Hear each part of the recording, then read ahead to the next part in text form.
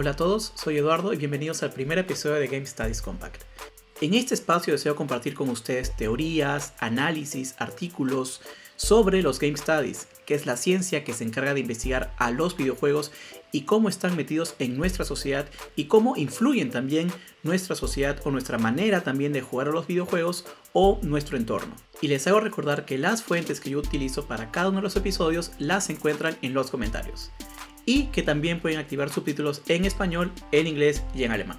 Y bueno, como pueden ver, tengo todavía un espacio un poco simple, ¿no? Un setting todavía un poco sencillo que voy a ir adornando con el tiempo.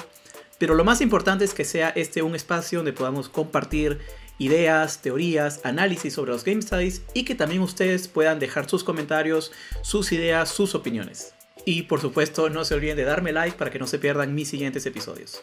Los Game Studies, dicho de manera general, es la investigación de los videojuegos. Es un área académica, es una rama que se encarga de investigar a los videojuegos y cómo los videojuegos están en nuestra sociedad, cómo los videojuegos también pueden influirnos a nosotros como individuos.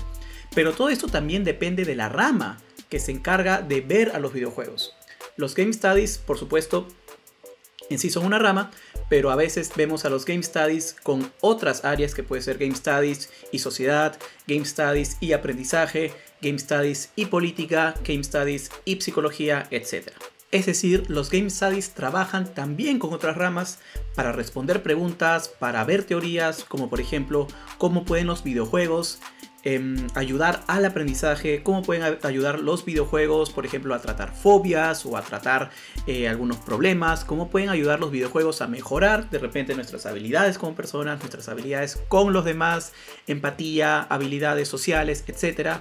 O cómo los videojuegos también están metidos en la política, cómo los videojuegos pueden cargar mensajes políticos.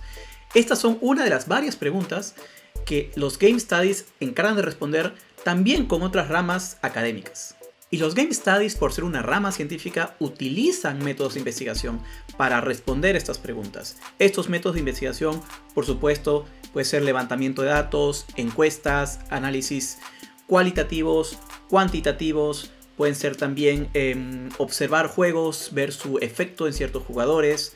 Es decir, se utilizan diferentes herramientas científicas, académicas, para responder estas preguntas. Esto puede ser a veces diferente a un review, a un análisis de un videojuego, porque a veces se basan en el punto de vista de la persona que lo habla, en el punto de vista de la persona que lo comenta, que lo analiza.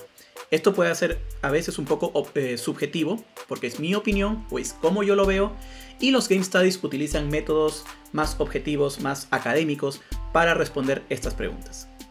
Y ya conversando sobre el episodio de hoy, nos damos cuenta que cada vez hay más videojuegos con una estética retro. Es decir, videojuegos que utilizan a veces música en 8 bit, 16 bit, también gráficos un poco pixeleados, un game design más que todo side-scroller de derecha a izquierda, unas mecánicas de repente un poco más simples también. Pero todo esto no es casualidad. Es posiblemente porque cada vez hay más jugadores que se acuerdan de aquellos juegos en los 90, fines de los 80, que tenían esta estética. Lo recuerdan y cuando compran videojuegos en este año con esta estética retro sienten una especie de recuerdo positivo, un buen recuerdo de aquel entonces cuando ellos cuando jugaban con los amigos o junto con la familia, y traen a la mente momentos positivos y un bienestar. Entonces, ¿por qué compramos en este año 2021 videojuegos retro que tienen una estética de hace 30 años? Y este es el tema de hoy, Game Studies y la nostalgia.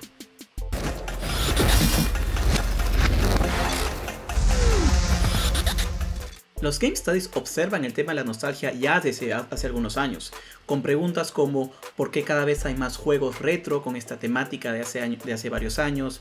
¿Por qué compramos juegos con esta temática? ¿Qué es lo que sentimos cuando jugamos juegos retro?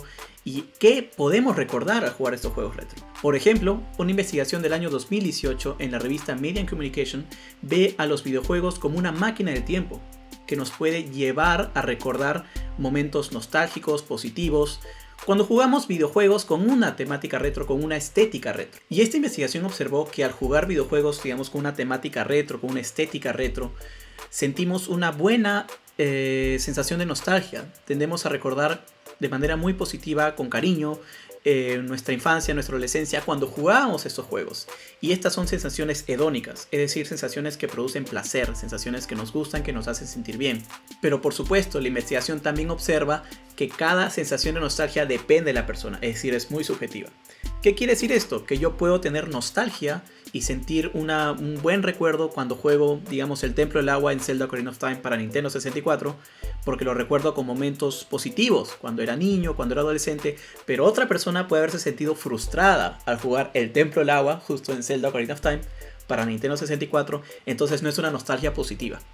Y esas son algunas a veces de las implicaciones al investigar, que es que no todos los resultados se pueden aplicar de manera general, sino hay que encontrar momentos o encontrar condiciones en las cuales lo que se encuentra o las conclusiones de la investigación no se aplican. Otro dato interesante de la investigación es de que esta moda retro, esta tendencia en los videojuegos retro, esta tendencia a comprar también y que nos gusten los videojuegos retro de aquel entonces, puede formar parte de nuestra identidad y puede ser que nos guste también demostrar esta identidad. Esto se muestra, por ejemplo, en el auge de consolas nuevas que se basan en consolas retro, que puede ser el Classic NES o el Classic SNES, ambos de la compañía Nintendo.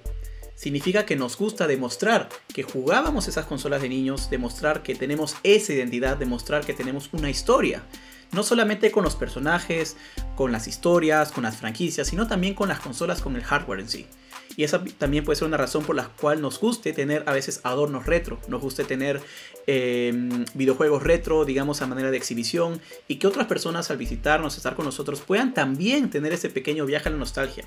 Es decir, la nostalgia en los videojuegos también como parte de nuestra identidad. Otra investigación muy interesante se encuentra en la Annual Conference of the Association of Internet Researchers del año 2020, que habla también de los videojuegos retro y de los remakes, que se basan en los videojuegos de años atrás. Y esta investigación resalta un título muy interesante que es el remake de Final Fantasy VII para la PlayStation 4. Este remake de Final Fantasy VII se basa en la versión para PlayStation 1 o PlayStation 1 que salió en 1997. Es decir, 23 años después del primer título, tenemos un remake donde la mecánica y el motor gráfico, por supuesto, están adaptados a la nueva consola, pero tenemos una historia, tenemos personajes, tenemos un setting que se basa en el que el juego intenta ser fiel también a este primer juego. Y la investigación menciona cómo esto puede ser una estrategia de marketing o una estrategia de los publishers, en este caso Square Enix, para atraer jugadores que tienen estos recuerdos retro o estos recuerdos nostálgicos del juego. Por lo tanto, esta investigación resalta la nostalgia en los videojuegos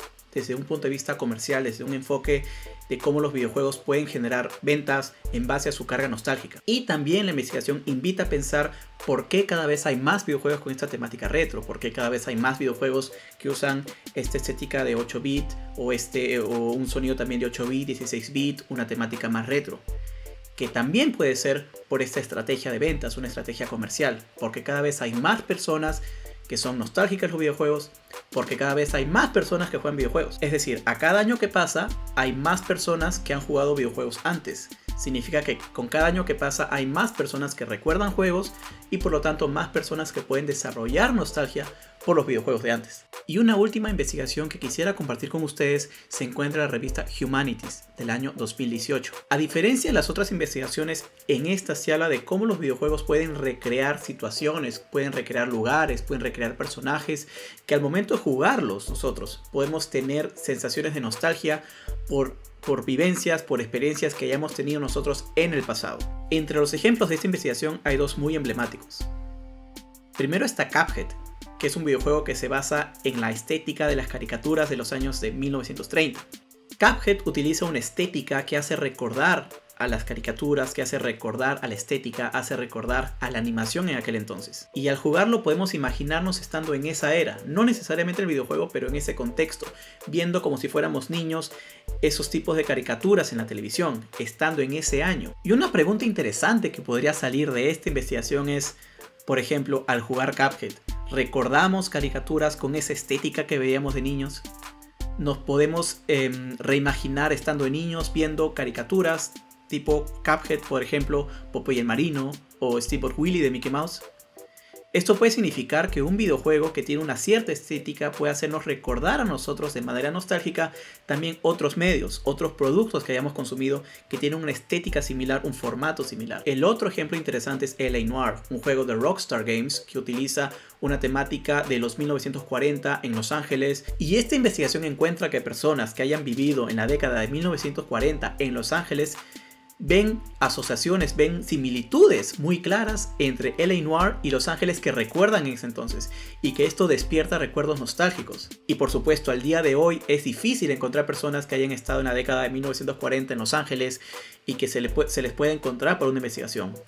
Y por lo tanto, encontrar datos, encontrar fuentes que corroboren de que estos juegos pueden despertar nostalgia en personas, creando lugares, creando settings, creando entornos que son muy fieles a la época de aquel entonces, puede despertar sensaciones de nostalgia y puede despertar también recordar a aquel entonces de una manera positiva. Bueno, estas son 3 investigaciones de las muchas que hay que quería compartir con ustedes, más que todo para tener una idea general de cómo es la nostalgia en los Game Studies, cómo se puede observar la nostalgia en el estudio de los videojuegos, y por supuesto existen muchas otras investigaciones, otros artículos, otros papers que hablan del tema. Pero era importante mencionar solamente un par para tener una idea de cómo se puede observar este tema en los Game Studies. Y eso es todo para este primer capítulo. Por supuesto, si ustedes tienen comentarios, tienen ideas, tienen impresiones, compártanlas, discutamos, compartimos y sabemos un poco más de los Game Studies, y los espero en el próximo video. Chao.